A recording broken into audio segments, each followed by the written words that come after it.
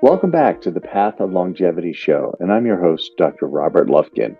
And I'm joined by my co-host, Dr. Steven Sidoroff. So excited about today's session. This is going to be very interesting. Yes. So in this session, we will be meeting with Dr. Kamyar Hedayat. Kamyar practices a unique form of integrative medicine called endobiogeny. He studied at Stanford for 2 years in pediatric intensive care, and then did a particular follow-up in endobiogeny in France, and is now one of the leading practitioners and researchers in the field. So we're very pleased to have him with us today. Welcome, Dr. Hedayat. I'm so pleased to have you joining us in this interview. We've known each other actually for a few years and have discussed collaborating on some research. So it's wonderful to have this opportunity to meet with you. I'm glad to be with you today too, Stephen. Yeah, and our co-host, Dr. Rob Lufkin. Yeah, it's good to be here. I can't wait. So let's kick off our conversation, Kamyar, by just kind of give us a little sense of how you got interested in the areas of aging and longevity. I became interested in aging and longevity from my original training, which was in intensive care medicine. So really being on the cutting edge of life and death and asking myself, why do some people become so sick while others don't? And then how do people recover from illness was the beginning of my work. And then I came across the work of Dr. Perricone, the dermatologist, and that was the first time I started to think about longevity and aesthetics in terms of skin aging and thinking about how hormones and food choices affect the quality of our skin. And then from there, I kept going deeper and deeper into how the body manages stress, how the mind manages stress, what is the link between those two, and then what is the role of genetics? Oh, I can't wait to get into all those things. But before we dive into each of those points, I love asking our experts just to set the stage on how they think about longevity and aging. In other words, the sort of the 50,000-foot view. Why do we age? Why do we grow old? What determines longevity? What is your kind of working model for that? Well, my working model is a three-part model, and I think that there's an equal interplay. The first is mind, the second is body, and the third is lifestyle choices. The mind would be your attitude in life, how resilient you are, as Stephen talks about in his work, how accommodating and forgiving, how loving you are. There's a lot of research about the positive benefits of gratitude, for example. But I know from my work and my training that our mental attitude and our mental perceptions have a direct effect on how our body expresses a physical stress response. And that physical stress response can bring wear and tear to the body. So the mental to me is really the starting point. In terms of the role of the physical body, we have to start with genetics, but overlaid is epigenetics, which would be the influence of different factors which can turn certain genes on or off. So we know from really good research that trauma physiology, trauma stress patterns can be inherited across generations by this technique or this process called epigenetic modification. So it's how your genes are modified in a way that you wouldn't have anticipated them being. So we have genetics and epigenetics, which set the stage about how your body functions. And then we have your mother's diet while she's pregnant with you. And then we have the early dietary choices, if you were breastfed or bottle fed, how much refined food you ate. and then the choices we make as we grow old and we're independent eaters.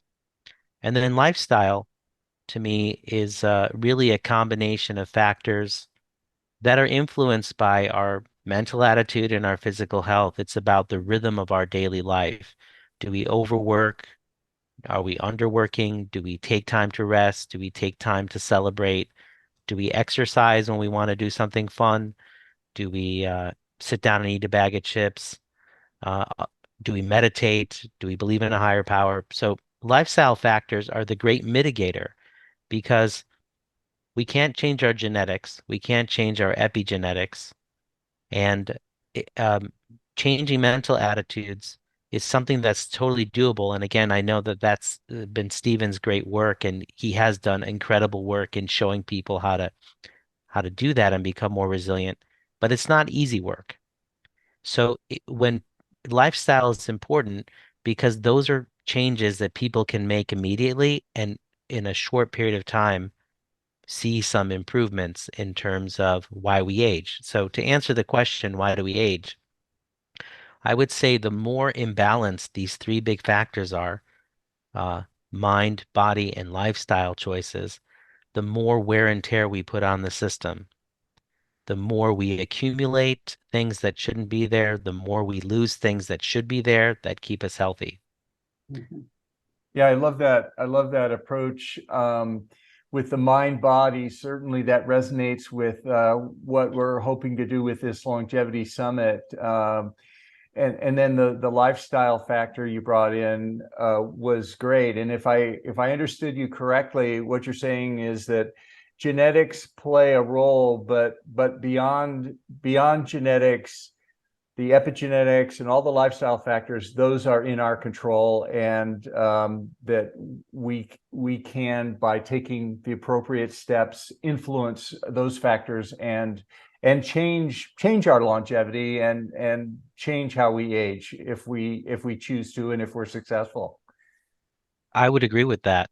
I mean, if you look at the work of Bruce Lipton and others around the biology of belief, if you look at studies where they've shown that people who start meditating in just 2 or 3 months, they change the length of their telomeres, which are the end caps on your DNA, which seem to be a good indicator of longevity and biological age, as opposed to your chronological age or your age on the calendar. So absolutely, I mean, the bad news is you can't change your genetics, but the good news is you can change your epigenetics, and the epigenetics is the ultimate determination of a sort of program of how your body's running. Yeah.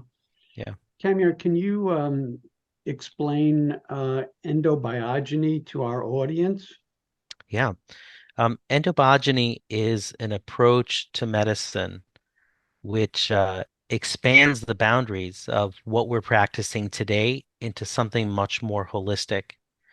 Endobogeny is about looking at the body like an ecosystem, like a fine web of relationships between your hormones, your nervous system, your brain and your psychology, your detox organs.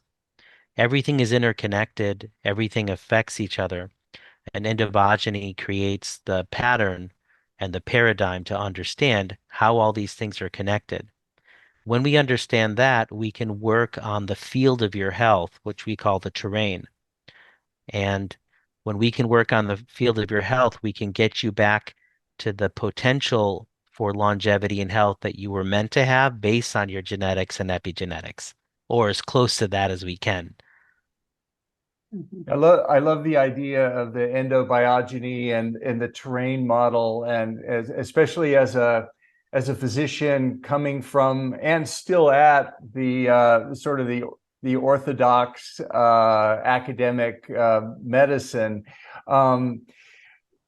How does endobiogeny compare to other schools like functional medicine or integrative medicine?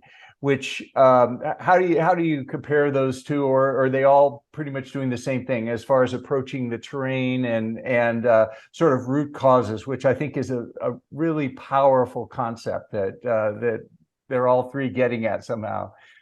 Yeah, I want to say that everyone working in this field is doing amazing work. Uh, uh, my explanation of the difference is not to say that one is better or worse, but just to kind of say, well, what exactly is the difference?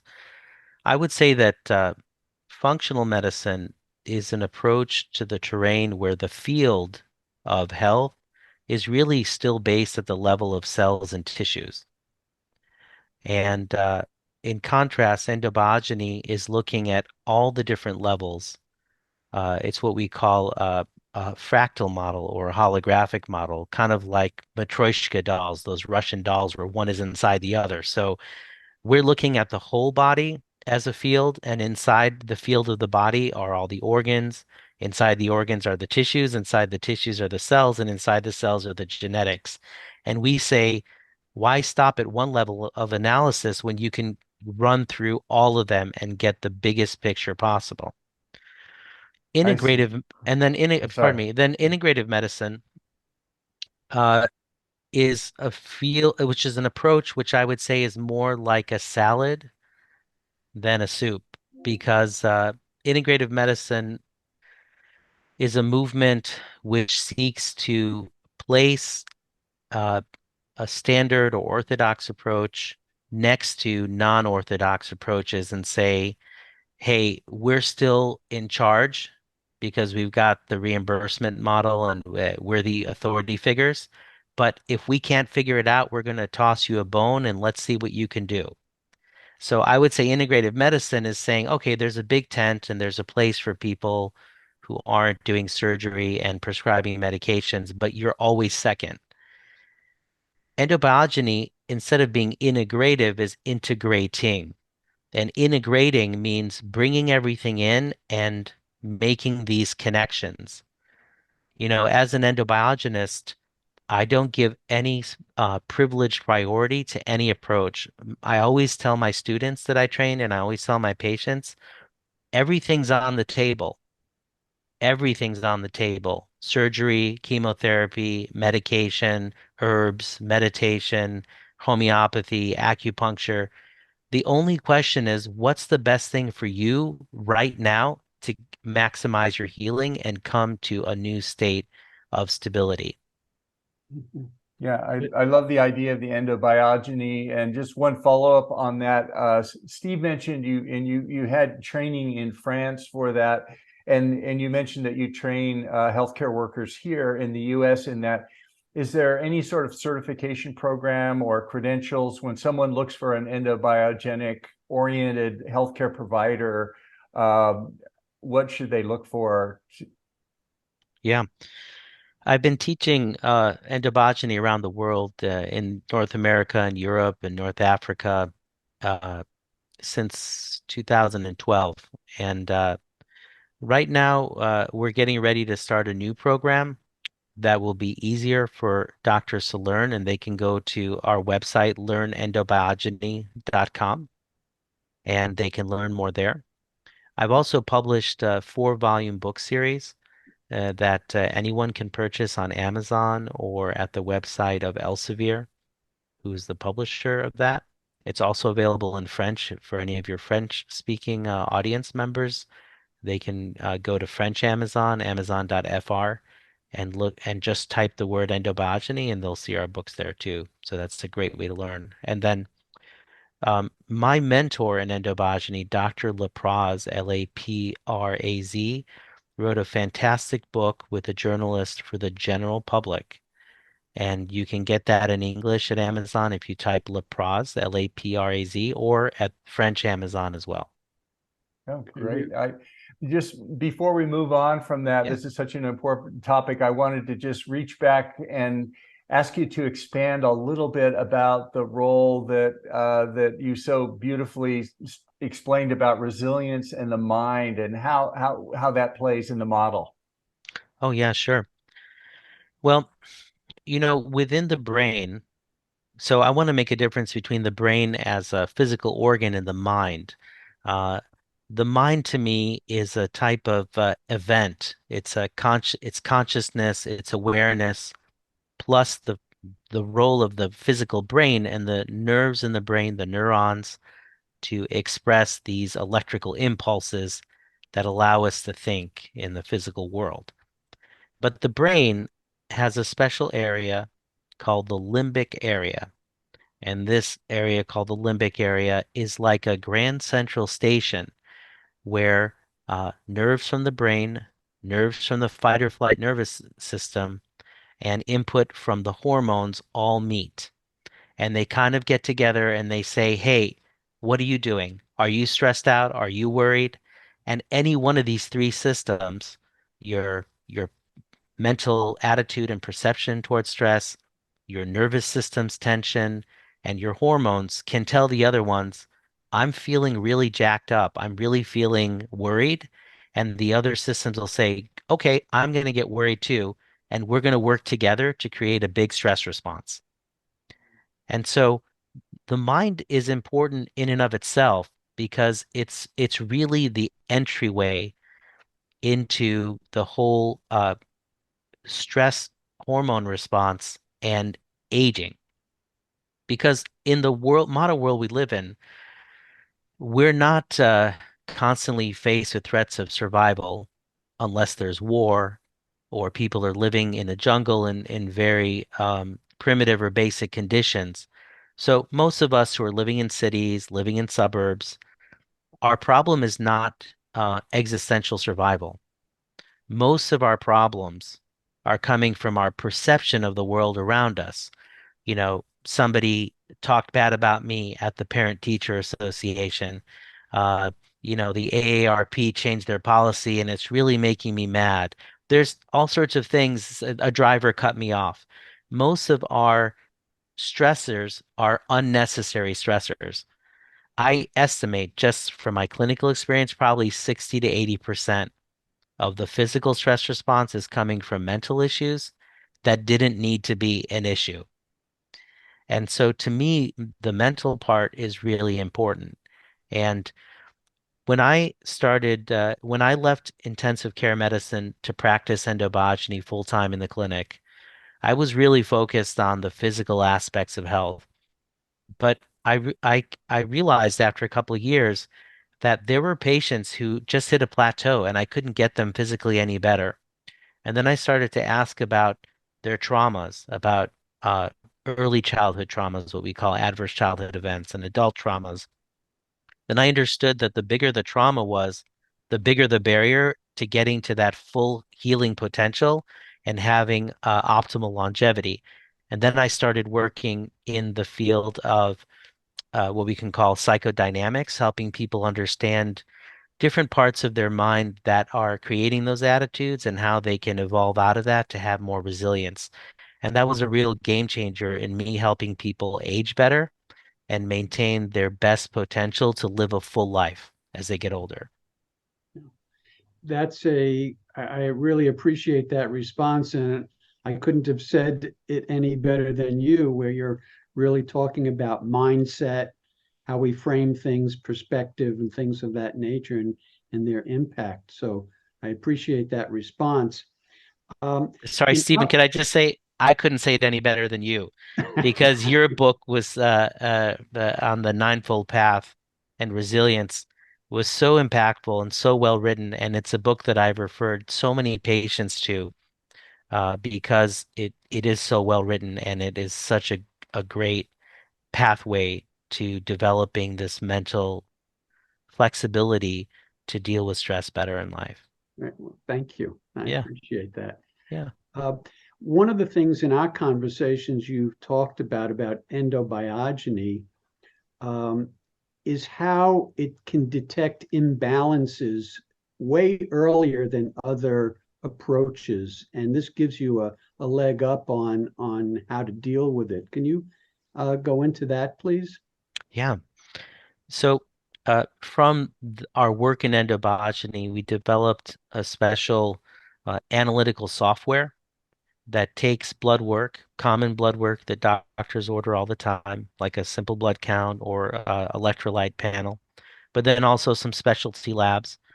And the software is able to detect imbalances between the different blood tests, and that helps us create a model of where people are at in the global functioning of their whole body, their whole terrain. And so in this way, there are certain disorders that um, take years or decades before you actually feel it or see it. Most of us are familiar with the concept of prediabetes or pre-hypertension, where our blood pressure is in the upper range of normal. It's not quite high enough to start a medication, but we see what's coming down the road, and the same thing with diabetes. Well, what we found in our work over the last 50 years is that there are all sorts of other pre-disease states. And if you understand the genetics, the family history, how the detox organs are functioning, and the mental attitude, if you take all that information and then you look at the analysis through our software program, you can start to see pre-disease states, pre-cancer, pre-aging, pre-Alzheimer's. If we know somebody has a disorder, but it's currently controlled, we can say, you know what, I see something that looks like you might have a flare up in the next 3 months. And when I talk to folks on the next follow-up consultation, they're like, Doc, you said it, and it happened, And so for me, preventing, well, I mean, just like I think Benjamin Franklin said, that an ounce of prevention is worth more than a pound of cure. So it's always better to prevent than to have to get behind the eight ball and try to cure something later on. And that's what I love about endobiogeny and using our testing system called GEMMA. I love the idea of doing the test for the early detection or preclinical detection of these important chronic diseases. I'd be curious. Maybe you could talk a little more about GEMMA. I'd be interested in hearing that. And also, are there different markers that indicate aging in itself, or basically do the same markers that indicate risk for cancer indicate aging, and risk for Alzheimer's disease indicate aging, because they're so closely intertwined? Yeah, Rob, you ask really a great question. GEMMA, which stands for Global Endobiogeny Medical Mathematical Assessment, is founded GEMMABio, GEMMABIO.com. It's a website that doctors can use. They can register for free and enter the labs of their patients and benefit from the power of this analytical system. Um, and so the the uh, the concept of aging is really about degeneration. And we have this concept in endobiogeny that we borrow from a French term, which is de-installation, which is when the body starts to basically want to close up shop. So there are things that we notice, say, a decade before people start to kind of feel old, so to speak. And I've developed formulas for the system that can show a general risk of aging and degeneration when the body's not using something called autophagy. Autophagy is the system, for the listeners, where your cells basically have a natural garbage disposal system. They'll take waste products and toxins and they'll destroy them inside the cell. And there was a Nobel Prize that was awarded for a couple of years ago for the doctors who and the researchers who just discovered autophagy. But we can look at this, we can model and estimate autophagy and where people are getting stuck, and that's a first sign of degeneration and aging. And then I notice other things in our GEMMA system, like all of a sudden red blood cells and white blood cell levels will go down, and people don't have enough testosterone for vigor and vitality. And then we'll start to see their metabolism go low, and then their pancreas isn't working well to break down food. That's why people find themselves eating more soup and, you know, boiled food and steamed fish and lighter food because they're having trouble digesting. These are all parts of this deinstallation where the body's like, well, I'm getting ready to close up shop, and we can reverse it as long as we come in soon enough and bring back that vigor and vitality. Yeah, I love the GEMMA test. That's such a fascinating approach to it, where it's all integrated, and hopefully people will check out that website. One question, I guess, autophagy. All of our experts, everybody pretty much agrees of the fundamental role of autophagy as one of the key things with aging. And I guess the challenge that everybody faces is that it's so hard to measure autophagy by itself. What lab values do you find most important for autophagy, or what do you rely on to characterize it? Yeah, well, the formula I developed is very complex in the sense that there's like 5 or 6 other formulas in the numerator on top, and then there's a whole bunch of other formulas in the denominator on the bottom. But basically, if you wanted to look at the raw lab data, thyroid stimulating hormone, very important, irrespective of whatever your level of thyroid functioning is. Uh, Osteocalcin, which is a bone protein, which actually has a bigger role in helping your cells outside of the bones maintain their metabolism, because osteocalcin increases the number of mitochondria for energy production. It improves insulin sensitivity. It improves estrogen's role in transcribing the genetics around protein metabolism and building enzymes to help your cells function better. So osteocalcin is very important. The third one I would say, which is very important, is alkaline phosphatase bone isoenzyme. So I know we're getting kind of wonky with the details, but these are important. And but actually, for I don't measure autophagy because it's really not practical, but we model or estimate it. And I actually estimate it in 6 different ways. 3 ways are what's going on at the level of the cell. And then the next 3 are how is the whole body stress response making it harder for cells to use autophagy? And based on which ones of these, which level of analysis the problem's at, we can use different types of approaches. Maybe it's tweaking thyroid stimulating hormone by starting someone on low dose of a thyroid medication, or optimizing their dose if they're already on it. We could use iodine, or encourage them to eat more seaweed in their diet as a natural source of iodine and other healthy factors which help the body cleanse. If it's at the cell level, maybe we need to use coenzyme Q10. Sometimes I tell people you don't have enough oxidation. I want you to use hyperbaric oxygen to really get the oxygen into the cell, and that'll stimulate your cells to do some housekeeping and cleanse out those toxins. So that, again, that's what I love about the GEMMA system, is that uh, I don't I don't guess what to give my patients. The system tells me very clearly you need this level, and nobody has to take anything they don't need, because it's really targeted and personalized to who the person is and what their specific imbalances are. And if the one follow up, then I'll hand it Yeah. back to Steve. On the increased autophagy, or if the autophagy markers are low and autophagy is good, we want to increase it. What particular approaches do you recommend for that? And some of our other speakers have talked about rapamycin or dasatinib as senolytics or autophagy increasers. What is your approach to increase autophagy in a patient who needs it? Well, again, all options are on the table for me. Once I have an abnormal autophagy score, then I triangulate it to other factors. So, for example, we have an index or a formula in the GEMMA system which looks at apoptosis, which is natural cell death. But this specific version of the estimation is saying, hey, do you have traumatic apoptosis? And that index is linked to chronic low-grade infections or physical trauma. So if that's the case, then I think something like rapamycin is a good idea. Sometimes I use minocycline. Um, it really depends. If cortisol is low and we need to boost things, I'm not opposed to using a 1 month up and down course of steroids.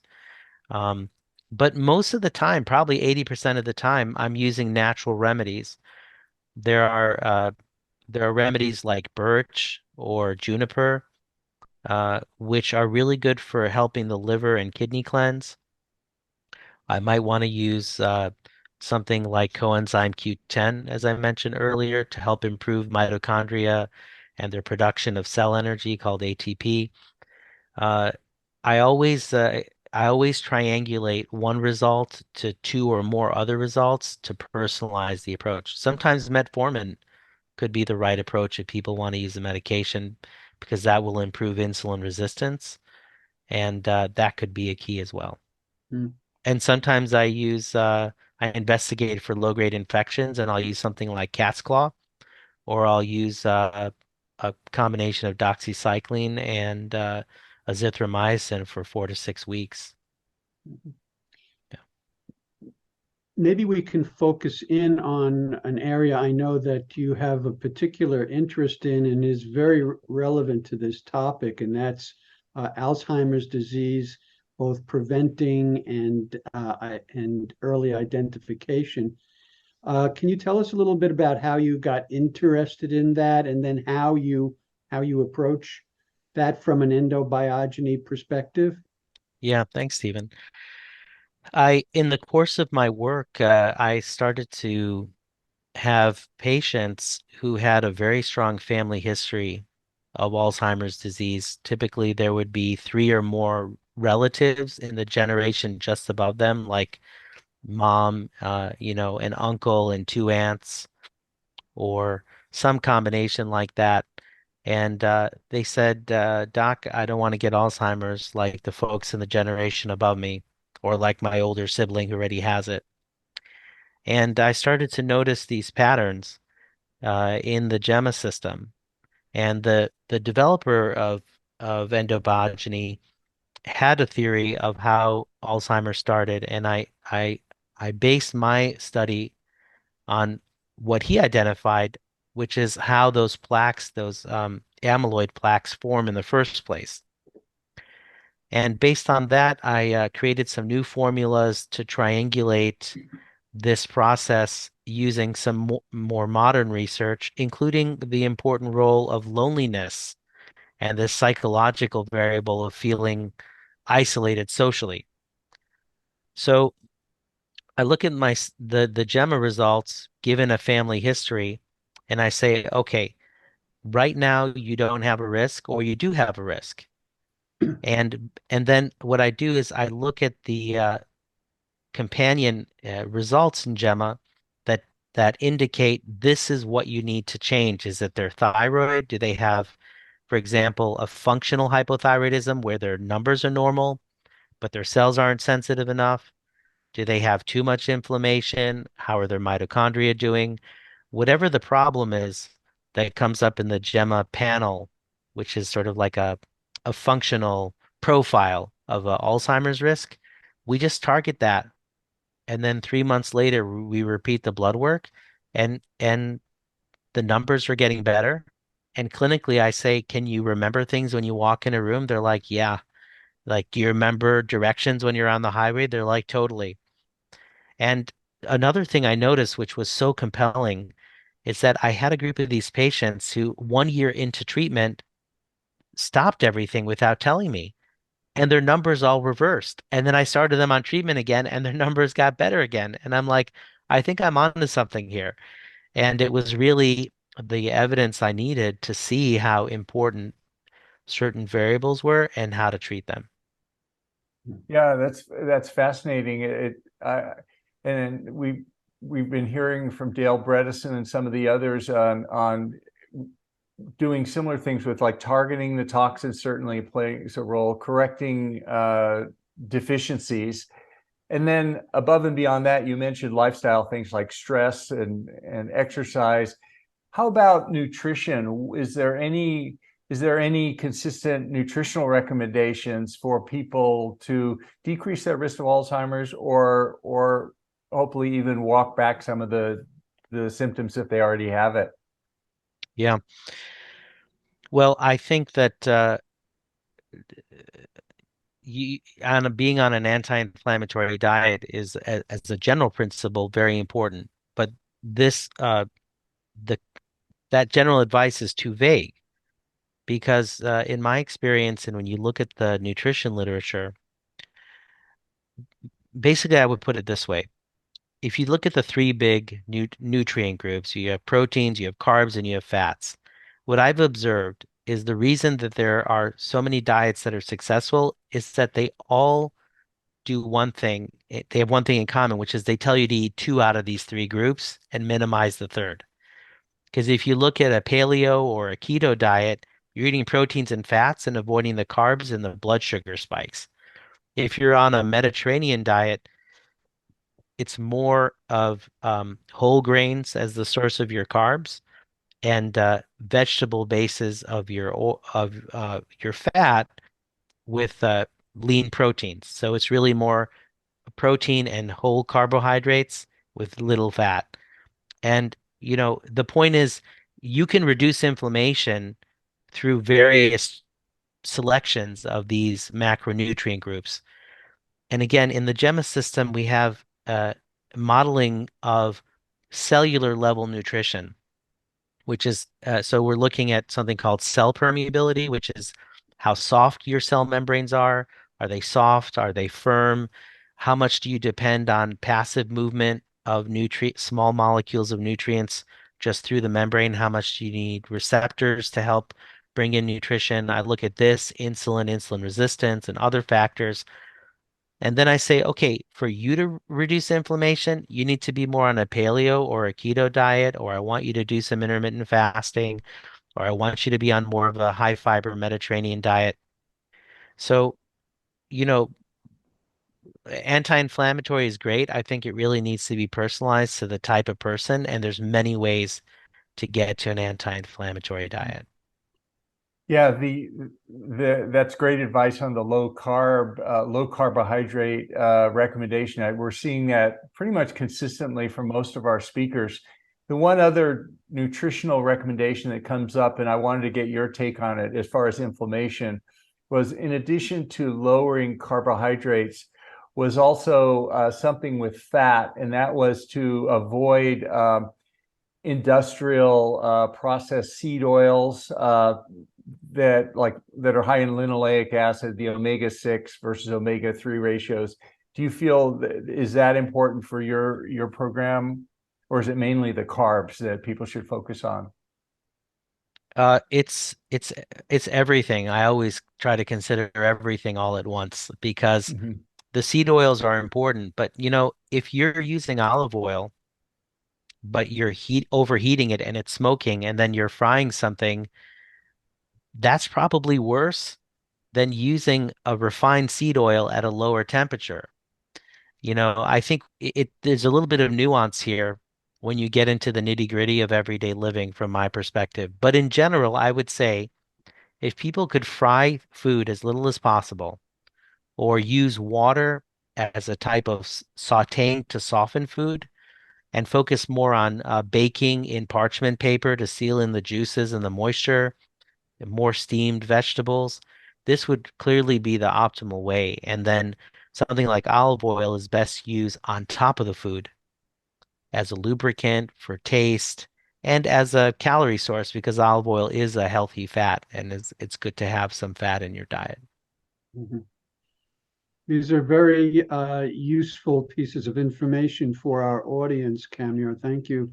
Thank you. Getting back to the Alzheimer's question, it seemed to me you were referring to people who were trying to prevent the onset of Alzheimer's, and so you were putting them on certain regimens, and you're seeing their numbers that relate to potential shift. What about people who may be already in that process of having the disease? Are you finding any of your approaches helpful for that population?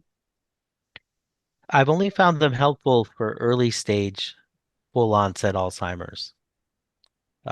It's the same indicators in the GEMMA system. They're just more extreme in their their abnormalities, either too high or too low. But honestly, I haven't found a lot of good success in later stage. And my conclusion about that, because I give treatments and the numbers in the GEMMA system improve, but the clinical condition doesn't improve.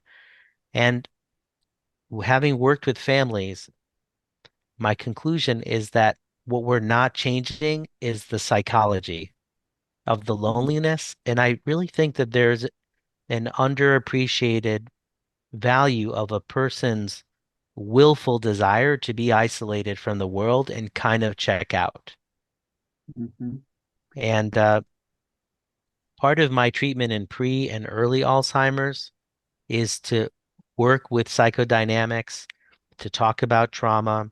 And I use different types of remedies, including some homeopathics that I found really help people start to come out of that feeling of loneliness and isolation. I really think this is beyond the nutrition, beyond the hormones.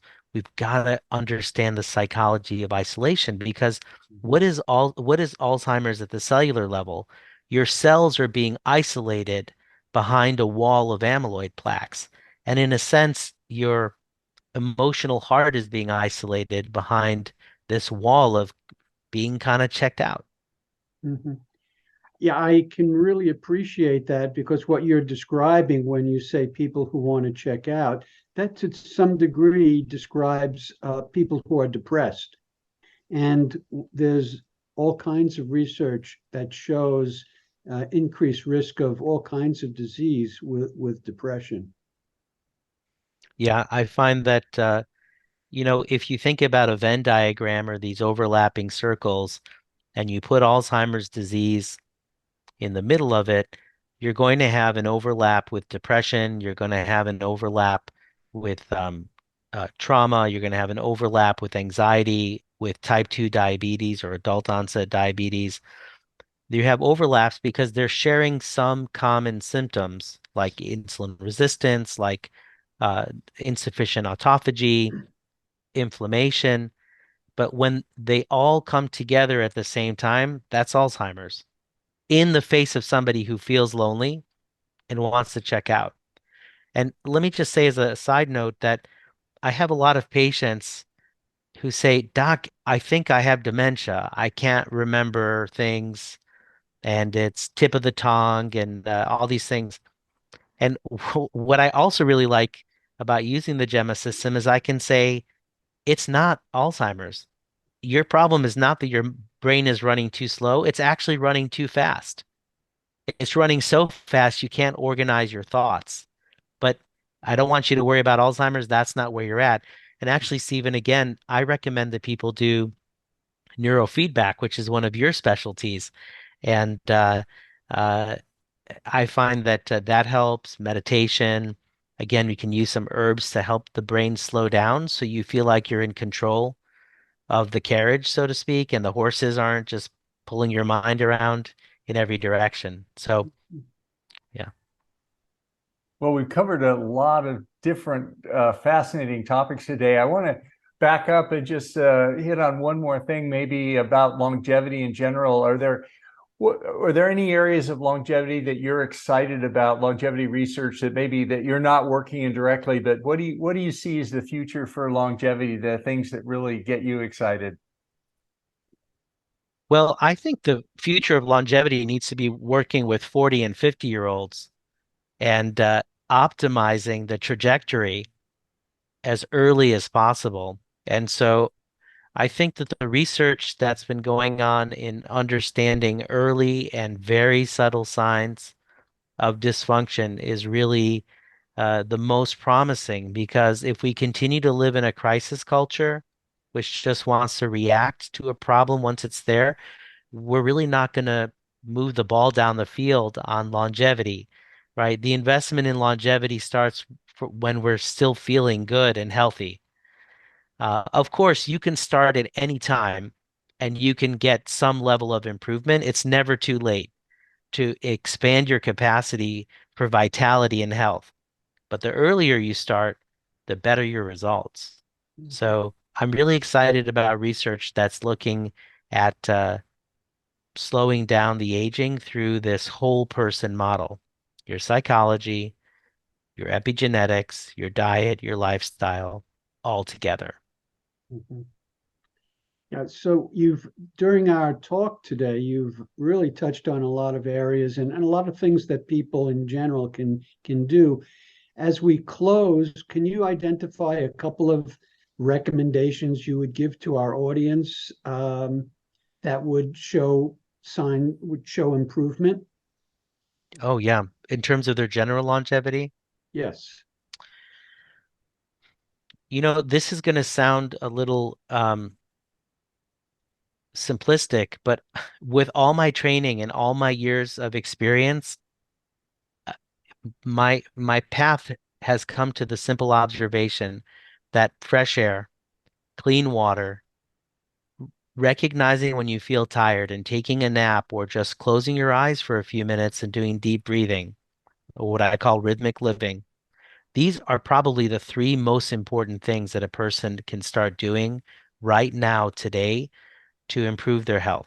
And there are so many studies that indicate the importance and the positive effects on reducing inflammation, reducing stress, improving blood sugar management, just from these three steps. I guess if I wanted to add one more thing, it would be movement. Because as they say, sitting is the new smoking. And newer studies have shown that if you sit for 4 hours at a time or all day at a desk, even when you're exercising a couple of days a week, it doesn't reverse all of the harmful effects of sitting down all the time.